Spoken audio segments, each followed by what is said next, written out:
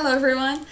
Today I have a book haul. I want to show some books that got here in this past month and also the books that I bought along the way while I was traveling. I spent 2 weeks in Europe. I went to Paris and Rome and Venice and Florence and Napoli for a few days each.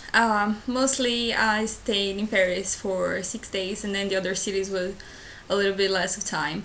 So it was amazing. I really enjoyed meeting these places. I do hope to return to Europe in the spring because some beautiful landscapes could have been more beautiful, I think, if they were with flowers on, such as the Luxembourg Gardens or Versailles, because I loved Versailles so much. A couple of books that I had ordered from the book depository before I left was Cloud Atlas by David Mitchell, and this is that famous movie coming out, and I didn't want to watch the movie before I read the book, and I can't wait to read this. I heard great things about it. There was also those 24 hours offers for the book depository, the one that each hour has a different book, and I took the opportunity to get Let the Right One In by John Ajvide Lindqvist. This is a Swedish, Swedish, it is, right? I'm pretty sure. Yes. This is a Swedish book. I had watched the original Swedish movie Let the Right One In a few years ago, and it was really interesting. I loved it. Then in the US they did a remake of the movie that I did not like so much. It's called Let Me In. The original one was so much better, creepier, and the actors were better, I think, so the children. So yes. And I always thought of giving it a go because I thought it might be good. So it was pretty cheap, so I got it. So now the books I got during the trip. I went to lovely bookstores through all the cities that I went to, but the most lovely one was Shakespeare and Company in Paris. And I didn't know about this bookstore until this year. It's a very famous bookstore, and it was lovely there. This is one of my pictures that I took in front of the bookshop. They don't allow pictures or filming videos inside the bookstore to keep it, you know, a little nicer for the customers, I guess. And the bookstore is lovely, and I got this booklet. Talks a little bit about the bookshop as it is now and the funder, and it's really cool. There's really cool pictures and it was really interesting. I read it. This is my favorite picture of Sylvia Whitman and her father talking. That's really lovely. And the bookshop is really interesting. There's these cute little details in every room, and there's plenty of rooms. You go through some corners and you find out another room, and lovely details, as said. And there's a favorite spot I liked when I was going through a window, and the window was over a rooftop, and on this rooftop it was full of gnomes and elves and frogs and little figurines. It was so cute looking out all these dinosaurs, little dinosaurs out that window, so it was really magical. I loved it. And so I had to get a book there, of course. So I was trying to keep this rule for myself of getting just one book for each city that I would go, because then I wouldn't have to bring a bag full of books, because that is just not very practical on trips, as I have seen before. So the one that I chose there was A Movable Feast by Ernest Hemingway, and I thought it was really appropriate because it talks about Paris and it seems to be interesting. Yeah, and I got this bookmark somewhere in Paris, I don't remember where, and it's really exciting. I got this one and I can't wait to read it. Also got some postcards from the bookshop. There are some that already hanged up here on my wall. And since technically I think Versailles is a different city from Paris, isn't it? I don't know, because then I was allowed to get another book there, which is about the gardens of Versailles, called Versailles Côté Jardins. I don't know how to speak French at all, but this book is mostly of pictures. Is mostly an album, I think. It's just pictures of these lovely spots in the Versailles Palace garden, which I fell in love with. And I love this book so much. Next time I go there, I think I'm gonna stay very close to Versailles because I found out some cool things that I didn't know about because I didn't have much time there. I had just an afternoon. And you could ride a bike, and you can also ride a pony if you want. That would be awesome. I have to spend more time there because I didn't see half of the things I wanted to go see there. I saw the Grand Trianon, the Petit Trianon, and I wanted to go to the little farm that Marie Antoinette would stay, but I couldn't see it because there was no time and it was closing off already. So yeah, for next time. Oh, very interesting thing. When I went to the Pantheon on Paris, there were graves there, and the graves of important people, which is awesome. There was Rousseau was buried there, and Voltaire, Alexandre Dumas. Yes, his ashes were there, and also Victor Hugo. He was there. So I took a picture beside their tombs and stuff. So now in Rome, I got, let me see. I got this book, Switched by Amanda Hocking, and I decided to get it in Italian because I did study Italian for a few years when I was in college, and it's been so long I don't study or read or anything in Italian, but I did manage to talk to people there. Yeah, it all came back and I remembered how to speak Italian, and so I got a book there so I could, you know, freshen up my memory a bit. And yeah, this is a very pretty cover. I don't know if in other countries this is this way too. There's really pretty butterflies in the when you take the jacket off, so that was really cute. And also, I don't know, I'm pretty sure I did not mention this, I fell in love with Doctor Who a few months ago. Yeah, took a while, people would recommend it to me, and then I tried watching it, like the first season or something, and I did not like it very much. It was kind of dumb. I just want to slap myself for saying that kind of thing right now, but that's what I felt at the time. And then I decided to give it a go for this last Doctor. So I started from season 5 to as it is now, and I just fell in love with it. It's just amazing. That actor is just so charming, and he's so funny, he's so hilarious. He just brings joy to my heart. Yeah, he makes me happy. He makes me happy a lot. And I just fell in love with the whole Doctor Who thing.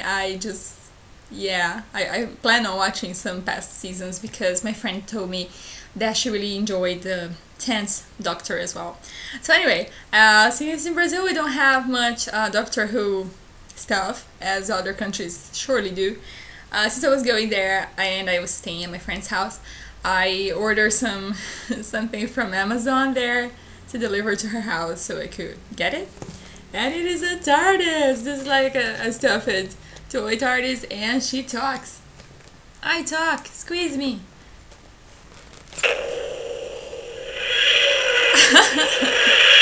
It's amazing. Like seriously, the best thing about this trip was this TARDIS.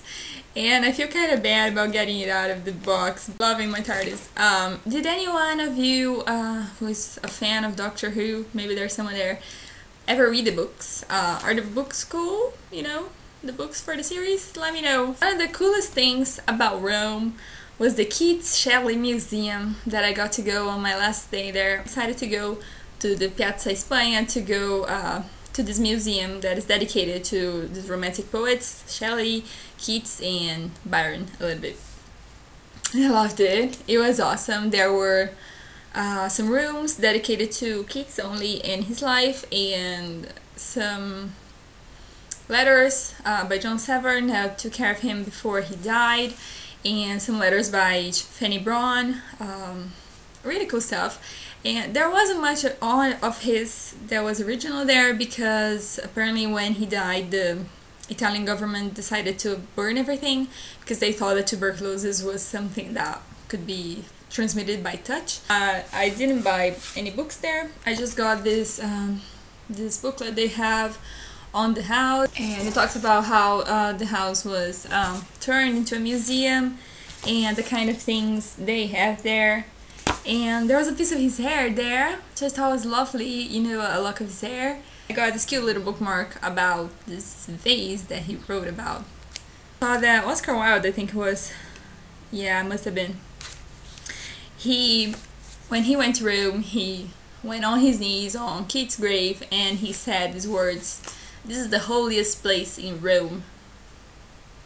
After I read that, I said I'm gonna go to this freaking cemetery and I wanna see Keats' grave. The Protestant cemetery of Rome, or the non-Catholic cemetery. To people there taking pictures, and so for you to see how it is a common thing for a person to go to a cemetery, they had a shop, like a gift shop in the cemetery. So that's totally cool that I went to the cemetery for a visit. I was not finding Keats' grave there, and I looked around. I saw Shelley's grave, I saw the son of Goethe, you know who, I hope. Yeah, the son of Goethe's grave. I saw this awesome grave that is really famous, and is also one of the album covers of Nightwish, which I love. So I was shocked to see, oh my god, I know this grave. So it was really cool. And then I wasn't finding his grave, and so I talked to this lady in the gift shop in the cemetery, and I said, please tell me where Keats' grave is. And she gave me the terrible news that I could not see his grave on that day because they were cutting off some pine trees, really big pine trees, right on that area, and they had to cover the grave for protection, and they had to isolate the area so people wouldn't get you know, twigs in their faces while they were cutting it. So I said, are you kidding me? I cannot see Keats' grave. I came all the way. She said, you can't. And we went talking to the gardeners. She said, come over here, let's talk to the gardener. And then he said that maybe next afternoon we would be free for me to come back. And then she kept insisting, please come back tomorrow so you can see it. But I was not sure it was going to be open, and I had to go take a plane home. So I said, alright, I just looked around at where he was, and it was very pretty nature spot, so it was really cute. And I did get these postcards that show his grave, two different flowers on, and a memorial plaque to John Keats, which is also there. Yes, that was cool. Got this in Rome bookmark from Florence, one of my favorite pictures by Da Vinci. So I went to Venice after that, and I loved it. It was a beautiful place. The best place in Venice, if you do plan on going, is the Palazzo Ducale or the Doge Palace.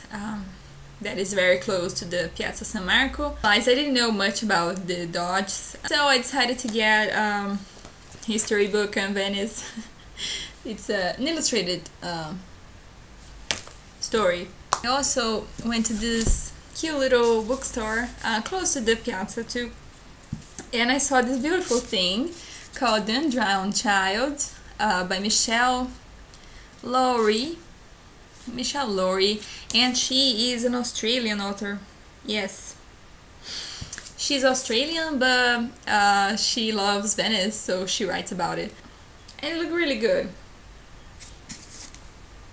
Yeah, there you go. We went to Napoli for just one day, just to see a little bit of the south, and it was awesome because there was this beautiful view of the bay and of the sea, and it was lovely. Then there were some bookshops on the streets with tons of books spread on boxes in the middle of the street, and I picked one that talks a little bit about music, cinema, and theater in Napoli. There's a city that comes with a little bit of traditional music, and it talks about some traditions, folklore, and famous musicians and actors that came from there. I set up my Goodreads challenge this year to 35 books instead of 50. I thought I'd bring it down a little bit, so I took the pressure off a little bit, and I plan on reading better books, things that do take a little longer to read because they are a little bit more profound, but will pay off a little bit better. So that's it, guys. Oh, there's something else. Got a mask because I really wanted a Venetian mask, and this was really pretty. There's a big plume on top of it.